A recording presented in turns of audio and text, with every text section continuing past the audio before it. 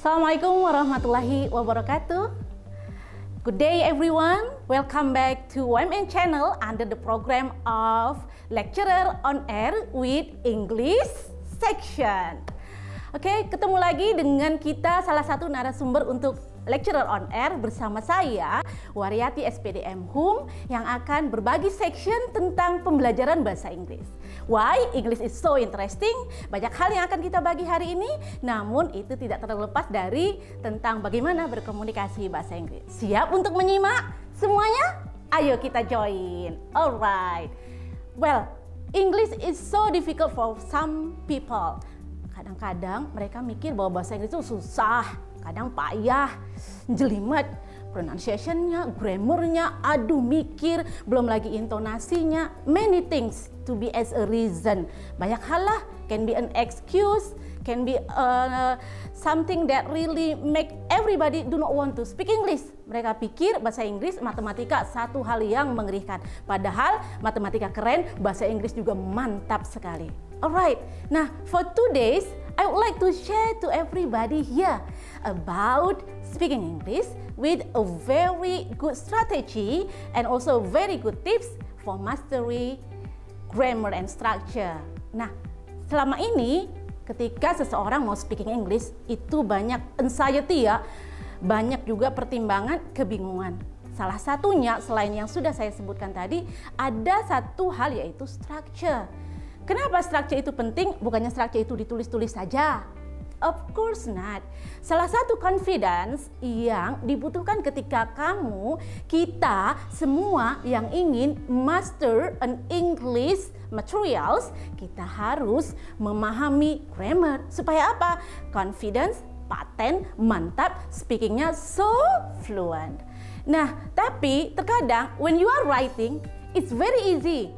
Doing these tenses, that tenses, 16 tenses, mudah. Check the book manual, kerjakan soal, cek lagi bagaimana patternnya. But when somebody speaking, it will not be as easy as you think. Kadang mereka mengontrol confidence, milih vocabulary-nya saja sudah amat rumit. Keriting, kribo, dan akhirnya under pressure. Hilang deh semua vocab yang sudah dihafal. Nah, sebetulnya dalam speaking itu yang terpenting adalah kita berani berinteraksi, kita berani ngomong, kita punya basic yang cukup. Nah, basic yang cukup itu butuh apa? Butuh untuk pelatihan. Tapi terkadang konsep di sini nih sudah ngeblok duluan, bikin orang tuh puyeng. No, it's not easy. Nggak mau. Bahasa Inggris pokoknya nggak mau susah. Padahal competition right now, the biggest competitor is the language skill. Bahasa itu sangat menentukan sekali. Oke, nah hari ini kita mau kasih tips bagaimana menguasai 8 basic tenses ketika kamu berbicara supaya nggak kebingungan. Kalau mungkin dalam tertulis itu sudah mudah ya, banyak buku, banyak definisi, banyak juga teori. Nah sekarang kita mau memperkenalkan dulu ada beberapa hal yang harus dipahami secara basic dan juga sangat mendalam, tapi jangan membingungkan. Yang pertama adalah here you are. Hal pertama adalah tentang masalah kata kerja. Nah, kata kerja ini harus benar-benar dipahami, kayak seperti kamu dan doi saling memahami gitu loh. Oke? Kadang kalau ketika kita jatuh cinta, ya kan, falling in love with somebody, apapun itu alasannya, selalu pasti yes, I do understand you. Ngerti banget, aku paham banget, I love you so much. But why don't you try to falling in love with English? Nah, tentang irregular ini kan sudah pernah tuh belajar semuanya. Kata kerja itu sebenarnya ada dua, regular, irregular. Nah, apa sih bedanya? Kenapa harus regular-irregular? Sangat mudah kan? Oke, kalau regular tentu yang biasa-biasa, namanya juga regular. Ada beberapa bentuk kata kerja dalam regular. Nah, perbedaannya tidak terlalu jauh. Cukup dikenali dengan apa? Di belakangnya ada id, atau dalam bahasa Indonesia hurufnya adalah E dan D, tambahnya E dan D selain kata dasar. Setelah kata dasar berubah ditambahi dengan E dan D. Contoh, kata study menjadi studied, bentuk ketiga juga study. Nah, sekarang yang perlu kita fokuskan adalah pahami kata-kata kerja yang paling sering digunakan dalam percakapan sehari-hari, sehingga kamu nggak pusing melihat teks yang begitu panjang tentang kata-kata kerja irregular. Nah, kenapa? Miswa ya. Many people call me as Miswa ya. Miswa mau kasih tips ke kalian, irregular saja fokusnya dulu gitu. Satu aja, jadi kamu nggak bercabang sehingga lebih confidence. Nah, kalau irregular itu bentuknya kan dia berubah-berubah. Bentuk pertama, kedua, ketiga, dan keempat. Keempat, loh kok ada 4 Miss? Mostly we read in the book or in the manual itu semuanya 3 Miss. Kenapa ada 4? Ada 4 boleh ditambahi sendiri, boleh juga dipahami masing-masing. Yang keempat itu bentuk ing. I will show you later on. Nanti ditunjukin nanti ya. Nah, sekarang kalau irregular kenapa juga dipahami? Karena irregular itu tidak banyak, hanya beberapa sebenarnya. Yang penting kita konsisten dan telaten dalam membacanya dan memahaminya serta implementasi, dicicil. Nah, setelah irregular tadi dipahami, ini ada konsep yang kadang-kadang lupa dan jelimet. Waktu memahami 16 tenses, cuman tenses pertama, kedua, untuk masa lampau, masa sekarang, besok, ini itu definisinya panjang. Kemudian contohnya juga panjang, akhirnya sakit kepala dan gak berani menggunakannya dalam percakapan sehari-hari. Nah, ini ada bentuk pembagian auxiliary verb yang sudah Miswa tunjukkan dalam slide. Boleh dicek masing-masing. Nah, sebenarnya auxiliary verb itu kan kata kerja bantu. Itu juga menjadi sebuah kunci atau keywords, kata kunci ketika kamu menggunakan kata kerja. Boleh dicek itu ya, slide-nya bisa dilihat. Nah, di situ ada yang pertama itu ada angka 1, angka 3, dan angka 4. Angka 1 itu tandanya kata kerja di irregular verb kolom pertama. Angka 3 berarti kata kerja di kolom ketiga. Ketika ada angka 4 berarti dia kata kerja kolom 4 yaitu pakai ing. Nah, kita sebagaimana sudah ditunjukkan di slide boleh dilihat kalau dia ada setiap kalimat yang menggunakan to do maka kata kerja wajib kolom pertama. Ketika kamu menggunakan kata kerja dan ada auxiliary verbnya, bentuknya to be. Apa saja to be? Ayo sebutkan. Lupa? Aduh, makanya ketika belajar jangan ngomel dalam hati. Ketika dosen atau guru bahasa Inggris ngajar, kamu langsung bilang, madam ini lagi, miss ini lagi, pusing deh, sakit kepala deh gitu. Nah, jadi kalau ketika menemukan to be di kalimat manapun, maka kata kerjanya wajib pakai ing. Oke, sebelum agak bingung mungkin tadi ya to be dibarengin dengan irregular verb yang kolom keempat. Nah, sekarang coba di flashback dulu, di review sedikit, recall your memory. Coba kita ingat-ingat tuh, auxiliary verb itu ada berapa jenis? Ada? Jreng. 4 irregular verb. Lihat di slide kita ini, yaitu ada bentuk to be, to do, to have, dan modals. Seluruh jumlah auxiliary verb itu ada 24. Nah, dari 24 ini diklasifikasi menjadi 4. Ini sebuah poin utama ketika nanti kamu speaking nggak bingung. Jadi kalau sudah ada pembagian itu sudah ada pasangannya. Saya ulang kembali sebagaimana yang sudah saya sampaikan sebelumnya, bahwa to do pasangannya itu sudah ada angkanya di slide. Itu pakai kata kerja pertama. Kalau to be pakai yang keberapa? 4, very good. Kemudian kalau to have pakai yang keberapa? Ketiga. Jadi silahkan dilihat tabelnya. Ketika kamu sudah mengecek irregular verb, tabel yang ketiga. Kemudian yang terakhir adalah modals. Kalau modals, seluruh modals itu original. Jadi dia tetap konsisten, nggak ditambah apa-apa. Jadi dia menggunakan tetap kolom pertama. Nah, cukup mudah kan? 1, 3, 4. Jika ditemukan ada auxiliary verb dalam sebuah kalimat, maka pasangan kata kerjanya harus diingat. Mungkin di awal-awal agak bingung ya, jelimet gitu. Aduh, gimana ngapalnya? Ya semuanya kalau masih pembukaan awal mula semua juga kurang menyenangkan. Baju juga baru dipakai pertama kadang-kadang agak kresek-kresek gimana gitu, kurang nyaman. Tapi ketika sudah sering dipakai juga insya Allah akan mudah. Begitu juga dengan pembelajaran bahasa Inggris. Pahami dulu bagian ini, nanti bisa latihan secara bertahap. Oke, next slide. Nah, ini dia irregular verb. Oke, salah satu contoh irregular verb. Nah, irregular verb itu ada 4 ya, sudah saya contohkan di sini.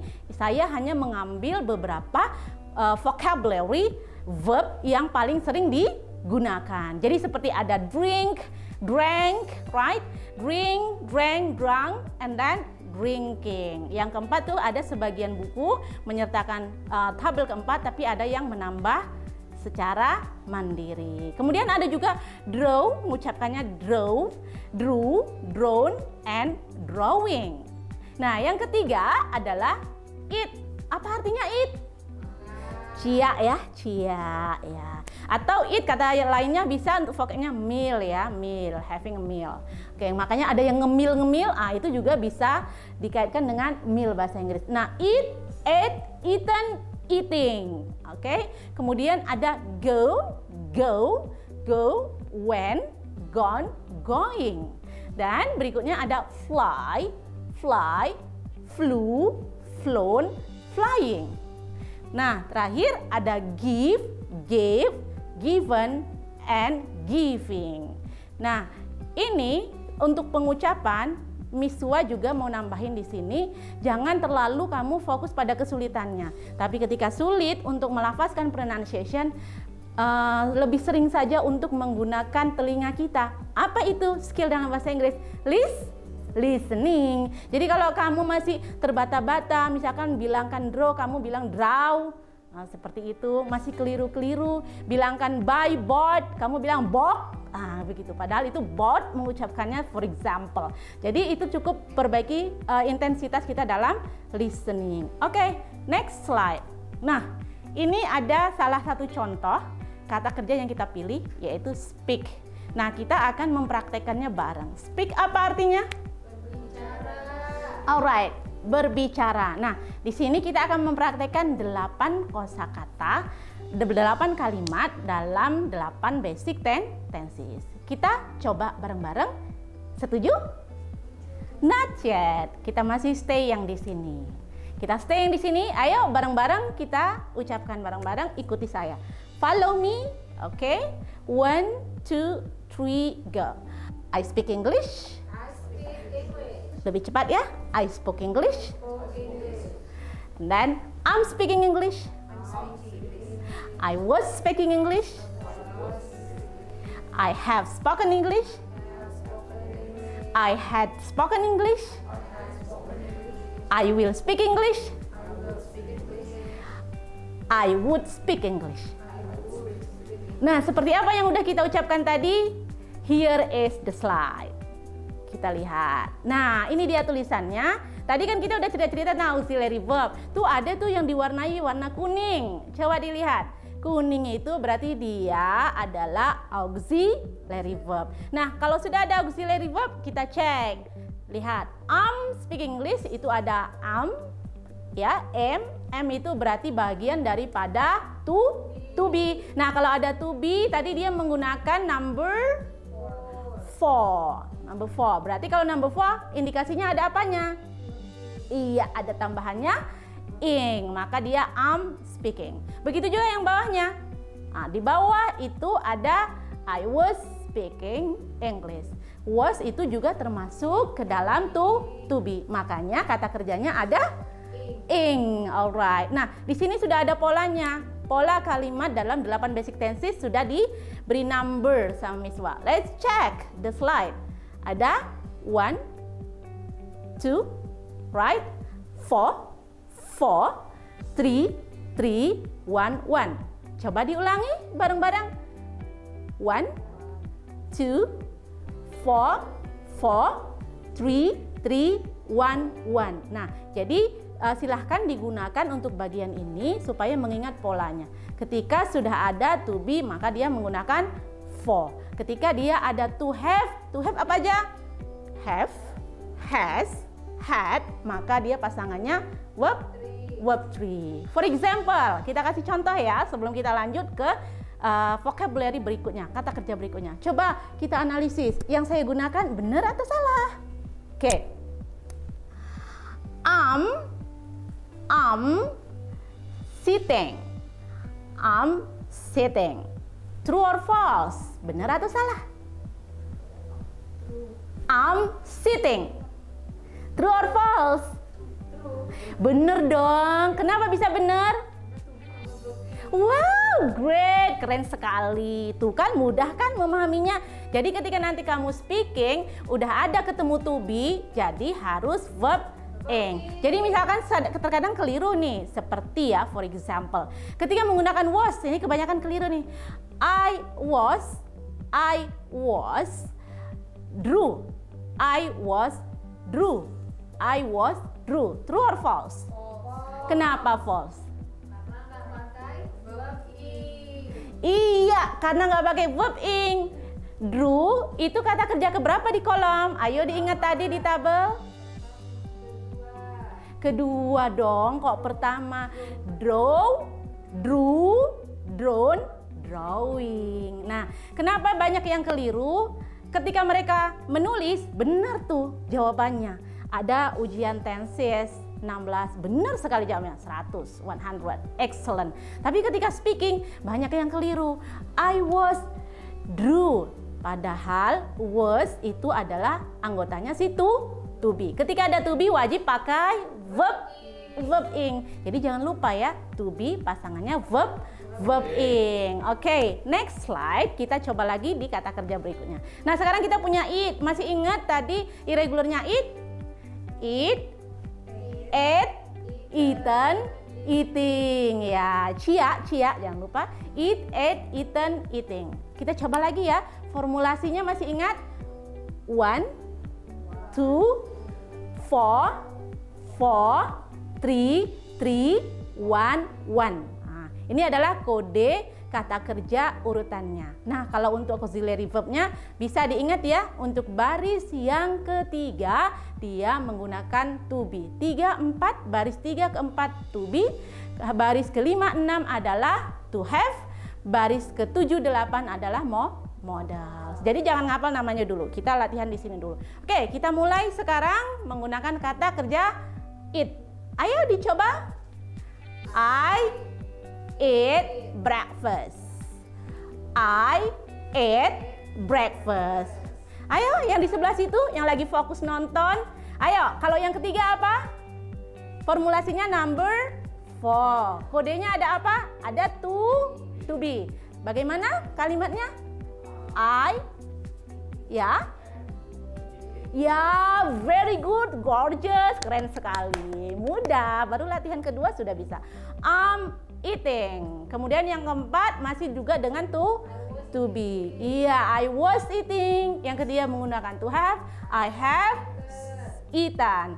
And then I had eaten. Nah, yang bagian terakhir, dua kalimat terakhir menggunakan modals, yaitu I will eat. Kemudian I would eat. Nah, bagian mengucapkan would, kawan-kawannya ini ya yang sering gabung, ini juga sering keliru loh. Dibilangnya, disampaikan, dilafalkan dengan would. Jangan, nanti keselio lidahnya. Cukup dengan would. Bagaimana? Would, very good. Begitu juga dengan temennya would, satu lagi. Bukan should. Sering kali menggulung-gulung lidah. Capek. Bahasa Inggris itu mudah ya, simple sekali. Should. Come on. Oke, gorgeous. Nah, sekarang kita mau menamai kalimat-kalimatnya dengan tenses apa? Kita kenali yuk. Ini dia yang sudah kita sebutkan. Oke, kelihatan?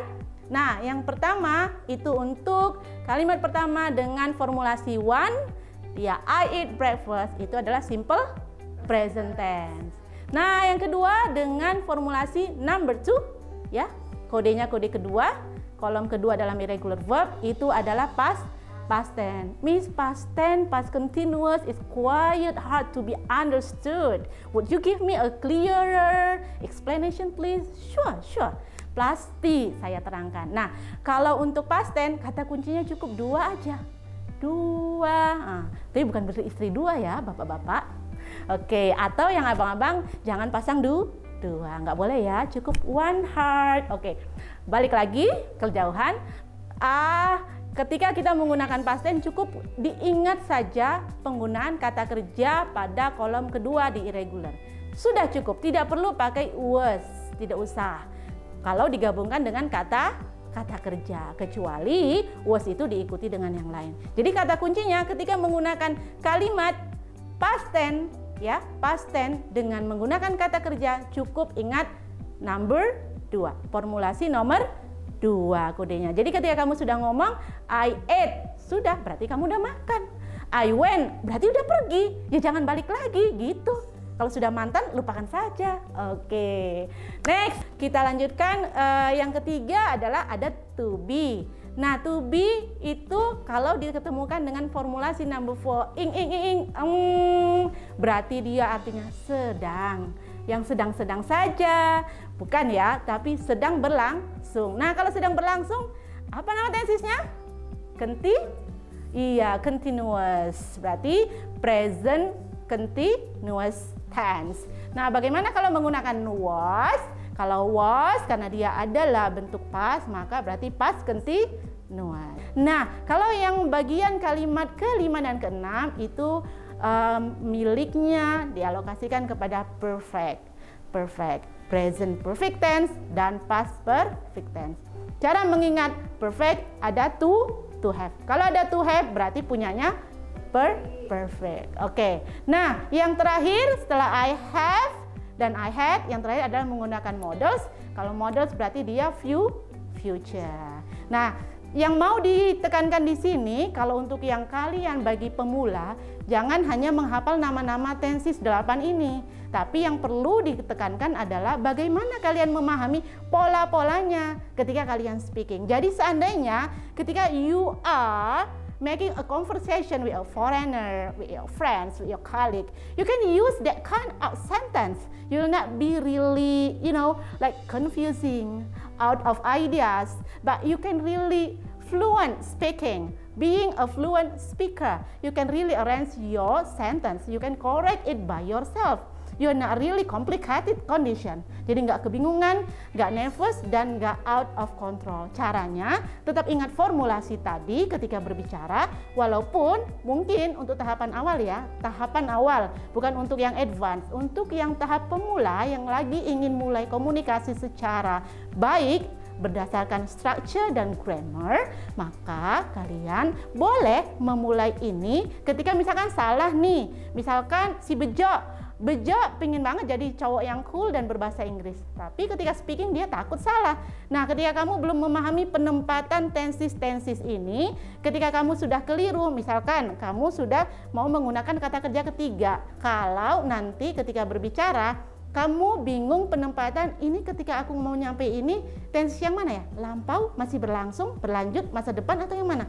Ketika kamu complicated, yang penting seminim-minimnya kamu tidak keliru patternnya, Kalau dia sudah ada to be, ya kaitannya dengan verb ing. Kalau kamu ngomongin past tense, kaitannya dengan verb to. Kalau kamu mau menggunakan verb 3, ya verb 3 harus ada to have. Ketika kamu menggunakan modals, perbaiki saja. For example like this, misalkan saya ini lagi ngomong nih, I'm a little bit busy so that I cannot really enjoy my meal time, and I also forgot how to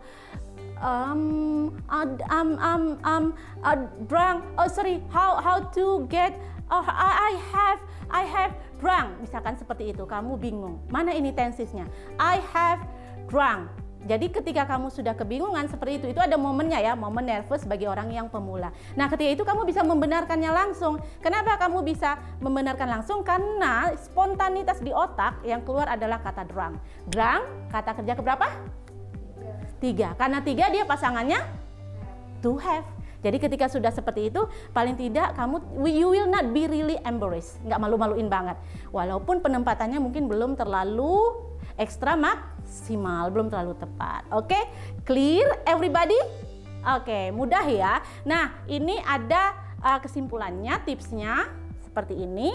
Nah, yang pertama, mastering irregular verb, kuasai irregular verb tadi, ya berproses. Tidak ada yang instan, nothing instan. Kemudian, pahami juga auxiliary verb dan pasangan-pasangan kata kerja dalam auxiliary verb. And then practice a lot. Being consistent. Semua orang yang sukses juga mengatakan being consistent can be a key of success.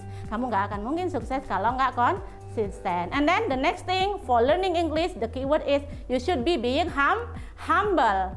You can be a confident speaker if you are humble. Kalau kamu arogan, sok-sok tahu, merasa lebih hebat dan paling hebat, kamu nggak rendah hati, nggak low profile, susah kamu improve bahasa Inggrisnya. Kenapa? Karena kamu takut salah. Tapi ketika kamu being humble, kamu akan bisa konsisten. Ya dikoreksi orang nggak apa-apa, it's okay. I'm in learning